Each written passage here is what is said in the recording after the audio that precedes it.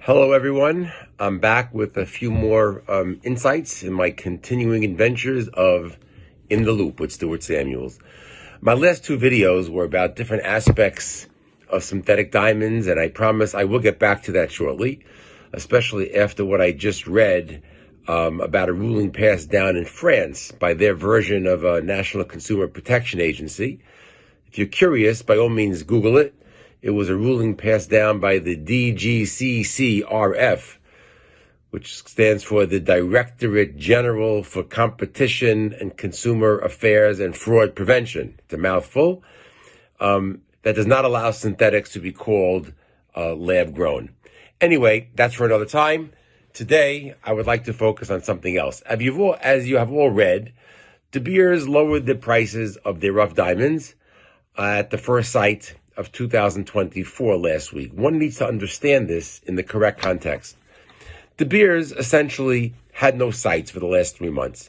That's because they did not adjust prices to reflect the new lower prices of polished diamonds. So instead of lowering prices and feeding into the downward slide of polished, they, in my opinion, correctly decided to withhold supply of rough, allowing the market to absorb and sell through existing stocks of polished.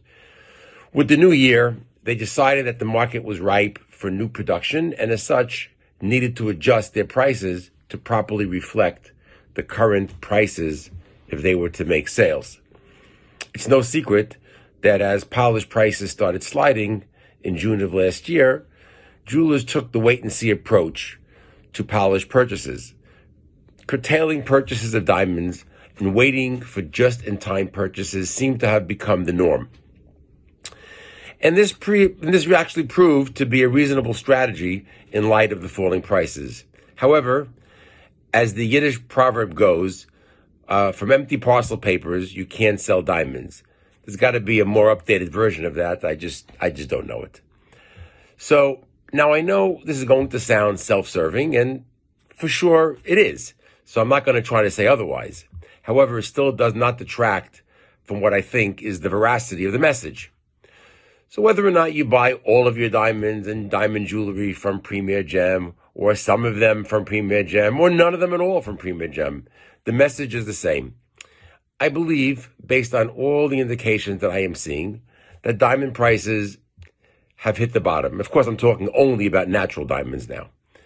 Not only that, but I've been told by many jewelers who have been heavily involved with synthetics that as it has not grown the population of diamond clients, I guess more people aren't saying, hey, lab-grown diamonds are cheap, so I might as well get engaged. So since that's not happening, the prices have gone to the low hundreds of dollars a carat.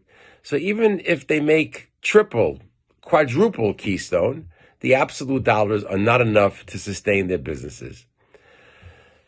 So I am positing that it's time to put not only your toe, but up to the waist in natural diamond restocking waters, and not just rely on getting on memo what you need when you need it.